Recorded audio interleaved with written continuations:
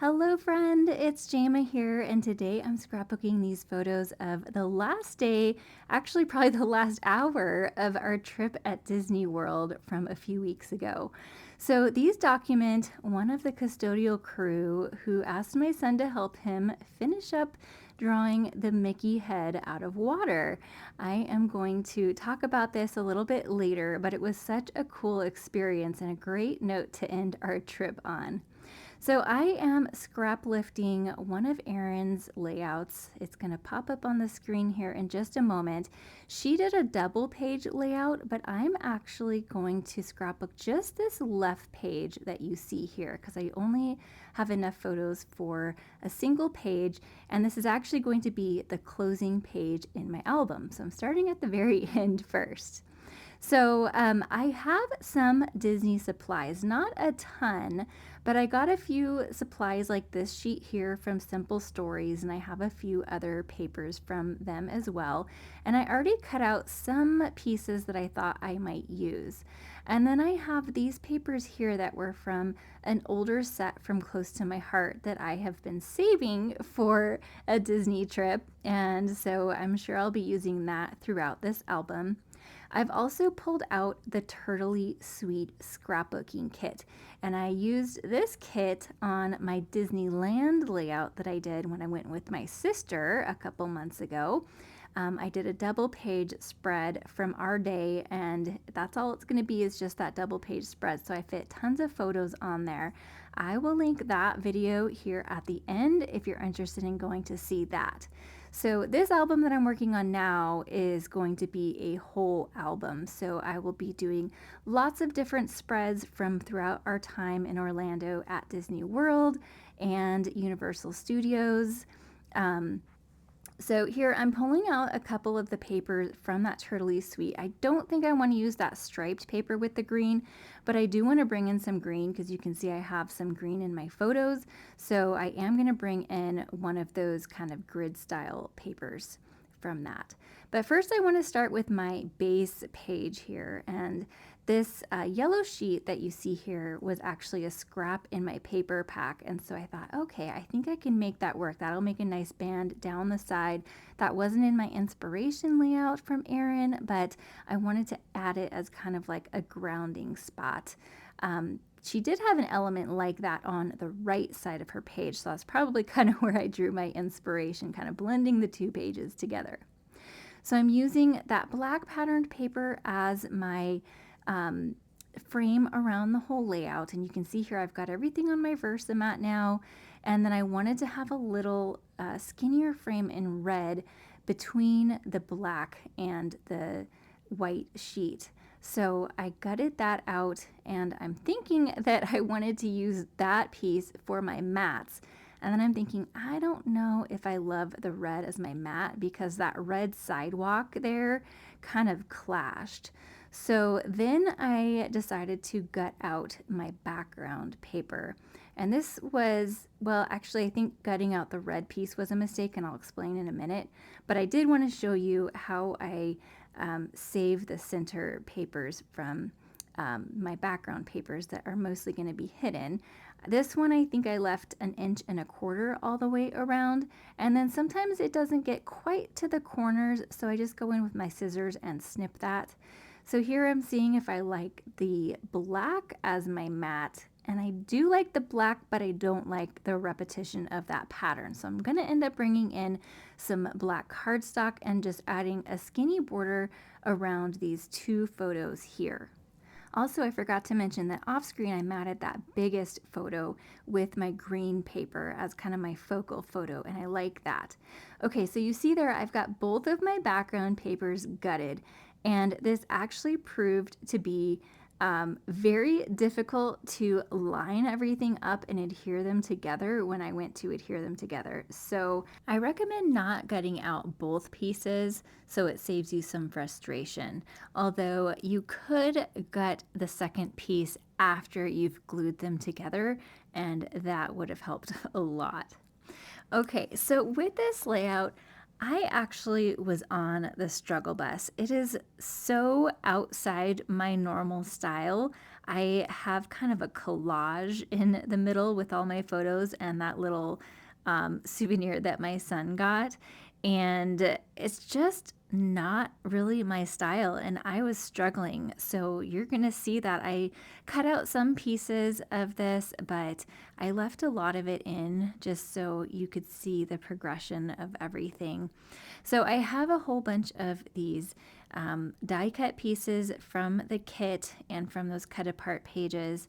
And then I also pulled in those banners that were from the Nested Essentials dies, I think it was. I will have all of the supplies that I used linked down in the description below if you're interested in anything. If you just click that See More link underneath this video, it will expand the description, and there's all kinds of information down there, including all of my social media links. If you don't currently follow me, I do post still shots of all of my projects over on Instagram, Facebook, and Pinterest, and all of those links are down below as well. So this is one of those sheets of Simple Stories paper. I think it was Simple Stories. It might have been a different brand, but it's a whole bunch of just these little tickets. And I wanted to bring in a little bit more of that royal blue color. So I've got it down kind of layered behind the photo in the bottom left, and I wanted to draw that up to the top too. Draw your eye up there and kind of remembering the principle of the visual triangle to help spread things around the page and look pleasing to your eye. Although there's something about this, like I said, I struggled a lot, and things are going to continue moving around a lot until I get them just how I like them. And in the end, I do really like how it's turning out, but for some reason, I was just really struggling. I think the color balance was not right until I finally made a couple of changes near the end, and I was just struggling on kind of where to put things. So while I struggle along, I will tell you a little bit more about these photos. So we were at the Grand Floridian, and like I said, it was like the last hour. We had about an hour to kill before our shuttle took us to the airport. And so we were just we didn't want to just hang out over by the shuttle stop. We wanted to explore the hotel a little bit, because honestly, we hadn't even really walked around our hotel at all. It was such a cool hotel, and it's too bad we didn't have a lot of time to walk around the hotel area or around the marina and stuff like that, because we were literally in the parks from open to close and even after close, all 4 days that we were there. And yes, we were exhausted. I was so pooped when we got home. It took me like a full week to recover from this vacation. But anyways, we were sitting at the front of the hotel, and there was this guy from the custodial crew that had a broom that was kind of like, it had a rubber band around it, so it made it like a pointed paintbrush kind of, and then a dustpan that had water in it. And so those of you who go to Disney World regularly probably are familiar with this, but this was my first time at Disney World. I grew up in Southern California and went to Disneyland tons and tons of times, but they don't have anything like this. And so he dips his broom into the water in his dustpan and then draws these characters. He first drew Goofy, and oh my gosh, it just is fascinating to watch it come together. He's a true artist. And then he started drawing Mickey, or painting Mickey, I guess you would say, with his broom paintbrush. And so he saved an ear, the second ear. He asked my son if he wanted to come and help. And so he demonstrated how you stand in one place and just turn around with the broom on the ground to make the circle. And so he did that, and I got a little video of him doing that.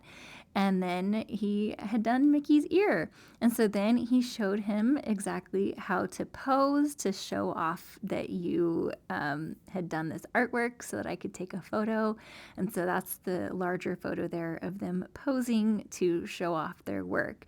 And then he gave him the little character card showing that he was the helper.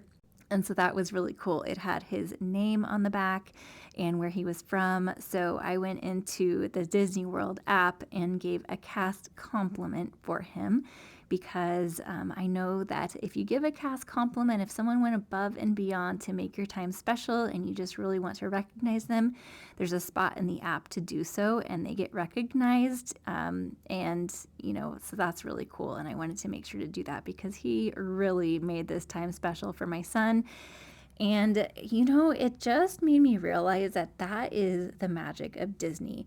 Like I mentioned, we went to Universal Studios. We were at Universal for 2 days and Disney World for 2 days. And of course, stayed on Disney World property. And it's, I had a great time at Universal. So fun. But there's just something about the magic of Disney and taking these opportunities to really go above and beyond and make your time special. And that is what really stayed with us after this trip, is these types of things. And it was all throughout the park, not just this moment. There's just always opportunities for the magic. And so this was really, really cool. Anyways, you just saw me move everything that I had in the bottom left up to the top left. And that is when things really started coming together. And I was like, okay, this feels so much more balanced now. I really like that. I felt like I needed a little more blue.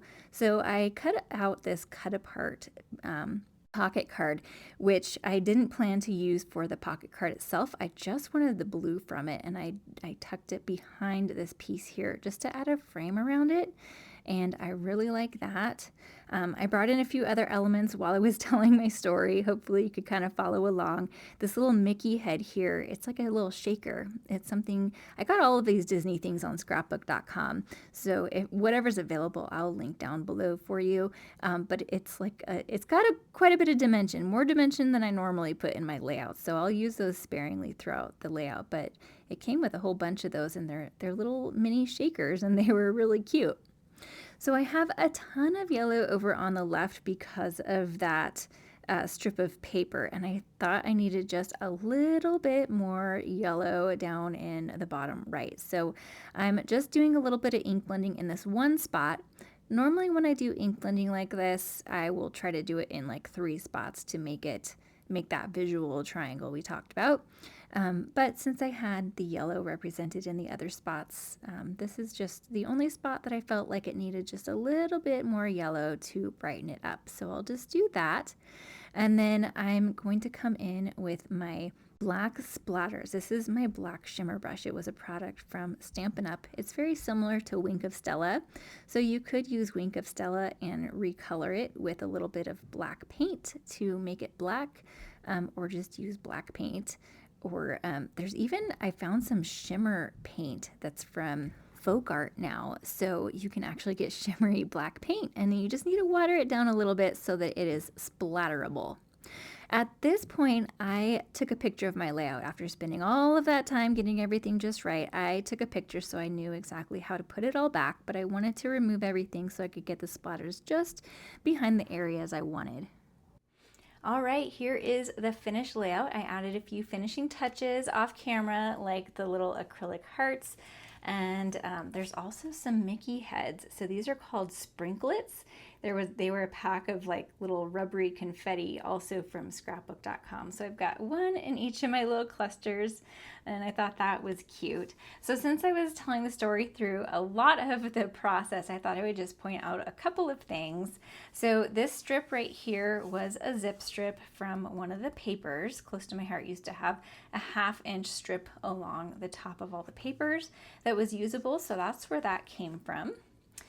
You saw that this was actually 2 different pocket cards layered together. Lots of layering here, and that kind of went along with this whole collage look that I went for, which I really love the look. It's just not my typical style, so I struggled with it. But just like anything, it takes practice, right?